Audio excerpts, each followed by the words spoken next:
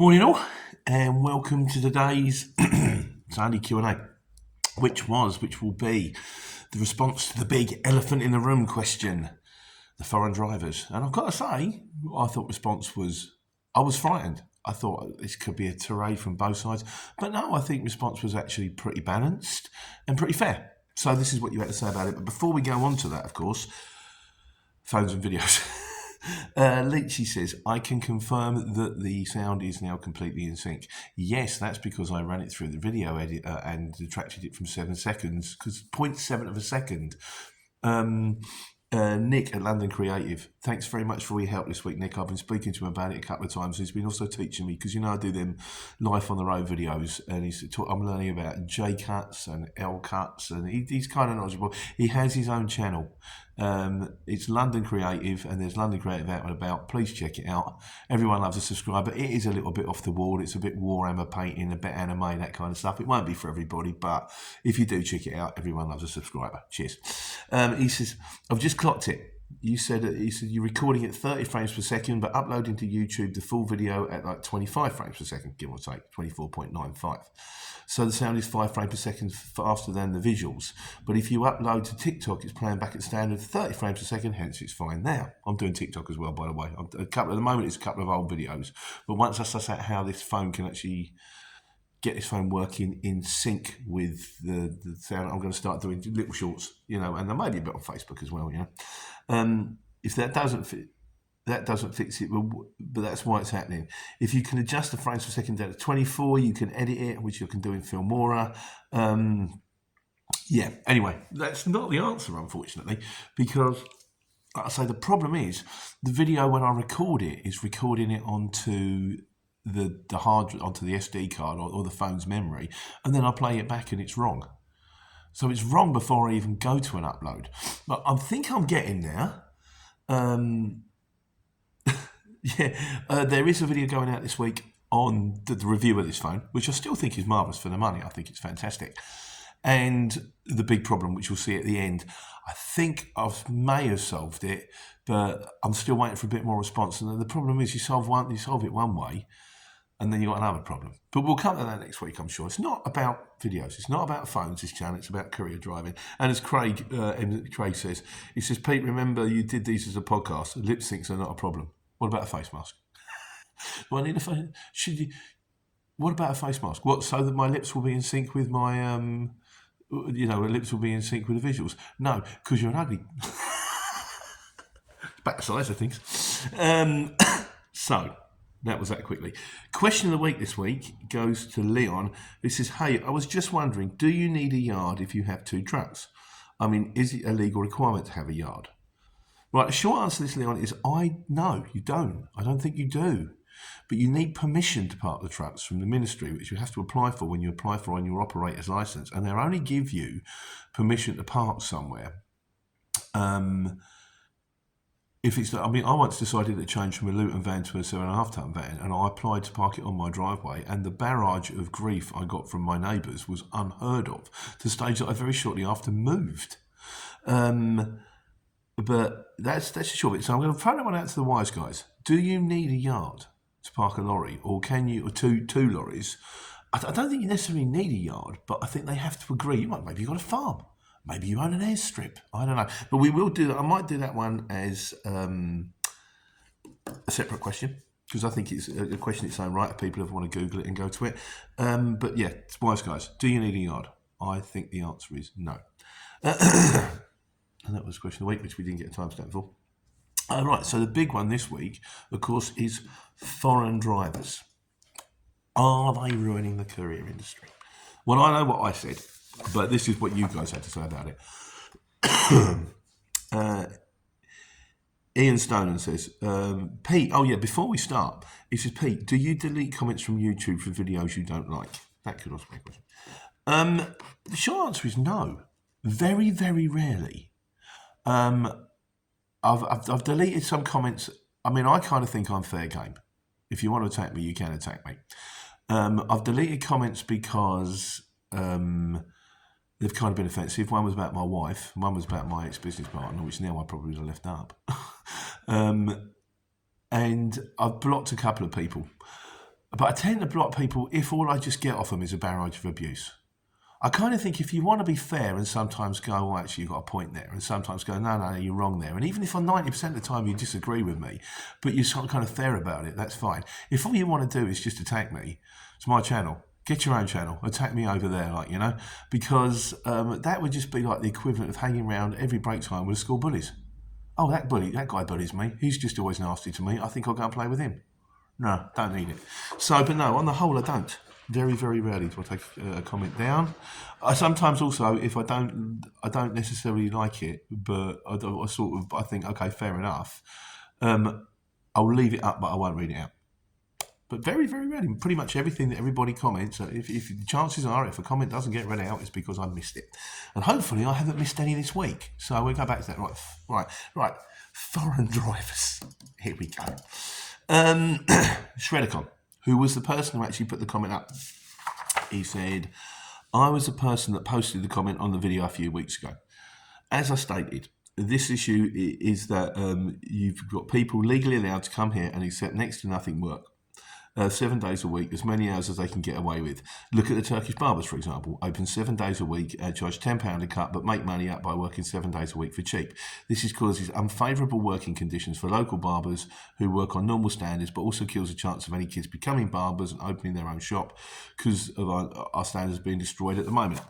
It's an interesting question. I mean, to work for £10, it's different when you're working on minimum wage as to when you're working for sort of like we do. We sort of go, well, this is how much it is. And I think it's a free market system, isn't it? So if you choose to work cheaper and longer and harder, you're right, it does make it. I mean, I remember days when everything used to shut on Wednesday afternoon. I remember when things were shut on a Sunday. Life seemed to be better, but then everybody else wanted to strive for more. Work hard. If I work Sundays, if I stay open later, if I get up earlier, I can get this. And you know what happens is you work harder, you get more money in, and then what they do is they just raise the bar. They go, okay, well, you've got more money now, so the house that used to cost you 30 grand is now going to cost you 250 grand. That mortgage that used to be paid off in a lifetime, in 30 years, is now going to take you 50. Like it or lump it. I don't know. But anyway, Magic Corvette says, he said, the exchange rate is also a factor. He said, sterling to euros is more beneficial than euros to sterling.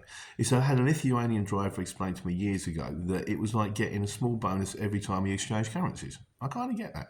It's like the dollar's the thing. I mean, like, if a pound now is worth $1. And you buy a home in Eastern Europe, it's so cheap. And to buy a home in Eastern Europe is so cheap, some drivers at Amazon would do courier work for a few years and buy their first house outright back home. Fantastic for them, but the drivers stuck here in the UK who realise just how out of touch real pay in the housing market is. I don't know about that. I also know that there is always that thing where you think, well, I'll come over here and I'll just work for like 5 years and then I'll buy myself a house. And then 5 years later, you think, well, I've just bought myself a house, but now if I work for another 5 years, I can buy a second house, I can live off the income. And then you think, oh yeah, but if I work for another 5 years, then I can have 2 houses and I can live off a really big income. And then you realise that your whole life's gone by. You bought a load of houses somewhere else. I remember my dad turning around to me once. He said, when I was a kid, I thought about being a stock market trader. London Barrow Boy, a lot of them were like, kind of ex-market traders. And he said, yeah, it's great if you want to be dead by the time you're 40 without stress. And I went, yeah, well, that's fine. I'll just retire on my 40th birthday. Just make a load of money and just retire on my 40th birthday. And he said, that's lovely, Peter, but what happens when someone turns around to you and says, yeah, but if you come in tomorrow, I'll give you another £1,000. I thought he's got a point. Never went down that route. Big mistake. Record says, he said, it's funny that people still think that others in the EU want to come here to work. Well, I do. We've got 2 on our firm. I don't mind where we go. I'm sure also, having said that, if you go to Spain or Portugal, you will find English people that have decided to go over there to work. I don't have a problem with it. You go where you like, sort of. Zoltan. Hang on a second. There's quite a few of these, by the way. You might want to get a cup of tea. Something I forgot to say. Zoltan. I like this. This is one of my favourites. He says, I'm a foreigner. He says, maybe British people think that I would be happy to. Maybe British people think that I would be happy to earn a decent wage. I don't want to work hard for peanuts like I have to at home. However, it took months to find a normally paid job here as well. This means 24-ton lorry, manual handling of tons, 33k. In my view, it's still not well paid, but there's no better. Little argument here. When someone lives in the UK, they have to pay less taxes and buy food in the UK. Plus, the horrible rent that British people can, have to pay, and you can't save for a mortgage. It doesn't matter that prices and taxes. It doesn't matter what prices and taxes are at home. For reference, car insurance and rents are around half, but food, tech stock, and everything else is like the UK. While one key income tax is 34% and VAT is 27%. So maybe it's not quite as rosy as we think it is. I just read the comments. Hong Kong Fu, he says, I've had shippers say, right. He said, I've had shippers say I gave you the job because though your quote wasn't the cheapest, you're English. I've turned up to sites with multiple jobs being collected. Some of the drivers barely speak a word of English. I don't think that's necessarily a racist thing. And I think that's the whole point that he says next to, is from a shipper's point of view, if you give a job out, you don't want any grief. You don't want the guy on the phone going, I can't find it, or I can't work out what's going on. So if you speak to someone on the phone, that's why I always say, even if it says e-quotes, ring them. I've actually had a couple of people this week though that says e-quotes only. Go, right, okay, well I've had a couple of bids, but you were the first one to ring in, so I've had a couple of bids of the same money, but you were the first one to ring in, so I'll give it to you. But you say e-quotes only. I don't get it. If you give it to someone who can clearly communicate, sort of basic. I mean, I don't think it's a difference between being foreign or being, like indigenous. It's just a matter of how good your English is. If you ring up and you're from the Eastern Bloc or, Taiwan or, I don't know, Mars, but your English is absolutely spot on, what's the problem? As long as you can communicate, as long as you can go, right, mate, where's this box? No, it says here box. You're going to get lost. You're going to get a lot less chance of it coming back on you from a shipper's point of view. Got a couple of videos going on about shippers. Got a few points to make. That's how like me, isn't it? Godzilla's, my mate Godzilla's. He says, right, okay, now this is his opinion. He said, let's face it, if you post anything you're up for, you aren't going to make any friends, so I'm going to try. Actually, like I say, it wasn't too bad.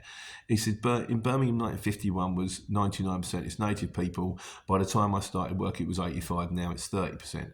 And I'm probably being generous about the number. Last year, there was 34 million visa applications approved, and that's a number that doesn't include those who stay over here or here on the shady.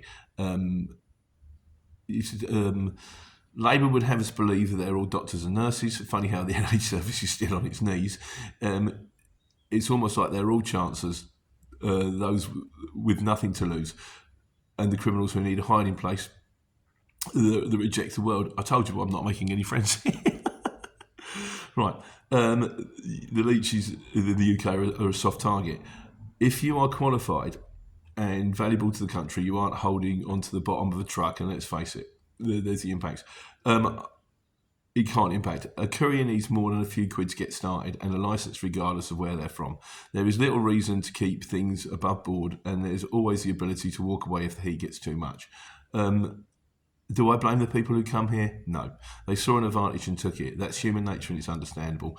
It does blame the Labour government for the floods and everyone who comes after them for the floods of people coming in here. It takes 2 minutes to read this and 12 people will come in. It's a similarly held belief, isn't it, really? I don't know. The problem is with that is not so much a matter of me, it's sort of like, it's not a matter of should it be, it's a matter of is and how you're going to deal with it. And I think that's kind of the thing that we kind of need to focus on, which is, I mean, is it down to them? Is it down to us? Is it down to the government? And what are you personally going to do so that it doesn't affect you, so you can make the best out of it? As Question Thing says, he says, it's not just the foreigners. He says, every country in Europe has a 10% population of foreigners. The business owners all they care about is as much profit as to keep the wages down keep the wages down at all costs. You saw this in 2021 with the HGV shortage, when a lot of British people jumped to get to an HGV licence thinking they were going to make a good living out of it, but when they got their licences, surprise, surprise, it was like, become a truck driver, £20 an hour, £25 an hour, there's a massive shortage. Can't see that now. Sort of, it's not. I mean, I've had people that have gone out there going, I'm getting agency work, I'm working on a road sweepers, it's not brilliant, the truck's rubbish, but it's all I can get. So, Dale Steele says, and this is the thing, I mean, we've said, is it down to too many people? Is it down to the CX? Dale Steele says, he said, the issue with the CX is they keep wanting more account holders, yet the volume of work doesn't increase. They are an exceptionally greedy company, and their greed will ultimately be their downfall, mark my word. You may well be right, Dale. I think the problem with most companies is they just set on expansion, and they will just get as many people in as they possibly can, as long as the system can handle it. Just get them in. It's kind of, but then I think that finds a natural equilibrium. It's like the black cab drivers. My mate Dave was a black cab driver, and there's more and more coming in, and they went, not with all the competition from Uber and Domain Name Guard, tell you, and all about the electric cabs and all that, the sort of the robot cabs that are coming. It was very, very difficult to make a living. But then as a result of which, no one took the green badge. You used to see them all the time on their mopeds driving around London with a board in front of them. You don't see them anywhere now. But as a result of which, no one's coming in to take the green badge. And so black cab drivers are retiring, but no one's taking their place. So there's less black cab drivers on the road. So now he's finding it a little bit easier. And I wonder if it just reaches a natural equilibrium. I don't know. That's why we talk. Leachy said, there are too many, it's the same principle again, too many drivers and not enough work coupled with shippers who just want the cheapest price. The CX knows there's no alternative platform, so they're constantly trying to sell that to their potential, they're trying to sell to their potential customers. They don't care how much money, just as long as they get their subscription fees. It's a business. It's pretty much it. And honestly, I don't think anyone's going to be massively surprised by that. M. Grunter says, I'm not involved in courier work. From watching a lot of these videos, others regarding the CX think the issue is this. What was originally set up as a backload site, used to work on the back of its own, is now relied upon to provide a full week's work, and this just isn't sustainable. Yes, in a perfect world, couriers would have their own customers, but those that don't surely cannot moan about the site operates by an effect. The driver's bidding down on work until it is unprofitable to the drivers. You pay huge fees by the looks of it, ain't cheap. And then you have to fight for scraps of work that are paying less and less. How anyone in this game makes half a decent living is beyond me. No argument here. Zorbas says, the minimum, again, he's on the rates, minimum mile rate needs to be set at 125. So those who are driving get a fair rate of pay. I have two friends who do work on the Courier exchange, and both of them drive without the correct insurance. Oh, well done, Trusted. That's working brilliantly then, isn't it? The Courier exchange is trusted. Just make sure that everybody's right. One of them does put it part-time and the other guy's full-time. People are now taking silly risks and cutting corners just to live, which is a problem, isn't it, really? When you kind of, when your expenses are so high, you think, well, if I was making decent money, well, that van's going to get serviced. That's going to get MOT'd. I've got the money for the MOT this week. I just push it an extra week, an extra month. And before you know it, you smash into someone. Or cause some serious damage. Not right. B. Bickleford says, the issue is they aren't teaching people how to become shippers. A CX platform is not a supplier of work, and sadly it is sold as busy. That's why everyone is given 20 loads minimum. Yeah. Given 20, is that 20 posts? I'm not quite sure about that one. Domain Name Guy says there is generally less work here because more and more people are becoming minimalists and choosing not to do. Second-hand items are on the up. Charity shops are on the up. Only about 10% of the population. Basically, the idea of being he's the alternative living man there. Saying that people are buying cheap, buying less, finding other ways to work. I think it's true for some. I think it's not true for others. It's certainly true for me. I'm also buying an awful lot less. You don't need it, do you? How many? I remember as a kid. How many pairs of trainers do you need? I had one. How many pairs of joggers do you need? I might have had one or two. You just don't need this stuff. And all it does is fills up your wardrobe and then you can't find anything. So, Could use a phone with lips at work with a video, but I think I've sold that one. We'll be getting on that. Shane Hardy, he says, I work for an electronic appliance distribution centre. This is going back to the domain name guy point, and I can confirm that work is slowing down in the new product market. The company I work for is selling reconditioned second-hand appliances, more reconditioned and second-hand appliances than new. Now, is that just because people have chosen to be environmentally friendly? Or is it just because that people have got an awful lot less money and can't afford to buy new anymore? Either way, it's got to be good from an environmental point of view. Reuse rather than just chuck it away into landfill, I think. Jim on the Run says, he said, I bumped into a Stobart driver in Belgium. This was a few years ago, so many years ago, bringing back a tractor unit to the UK, and he was telling me they always fit the twin tanks 400 litres and get them brimmed up before they return to the UK. Stobart tractor units hitting the continents were running on empty, so the foreign drivers are undercutting the UK because of the cost of diesel. But I think that was probably then. I don't know if that's quite the case now. I think diesel in Europe is probably round about the same, if not more. So I don't know if that's quite a saving as it was, but still a reasonable point to make that there could be the difference between the two, you know. And then Steve Campbell, the nefarious keeper, says, I actually watched Our Feed the Same Pet last night, the very first episode. It was great, wasn't it? I think I'm just going to give the last word on this, which is bloody foreigner coming over here telling me they want to know what love is. Can't believe nobody went with that. I don't know, guys. I don't know. It is what it is. And I think I'd like to say thank you for the balanced, the pretty much on the whole balanced approach to it. And I think it's a problem for both sides. I think it's a problem for the foreign drivers. I think it could be a problem for some of the UK drivers. And I think we have problems with the CX, and we have problems with the government and the people that are supplying us, like the insurance people, the fuel people that are making billions. And I don't know what the answer is, but I'm pleased we got it. I'm pleased we spoke about it. Right. On a slightly lighter note, Lincoln. Life on the Road videos. They go out every week. Watch them if you want. Don't. If you don't, they go out on about Thursday about 5 o'clock, 6 o'clock, something like that. Sometimes they're two-parters. Sometimes they're three-parters, like this week. That went on a bit.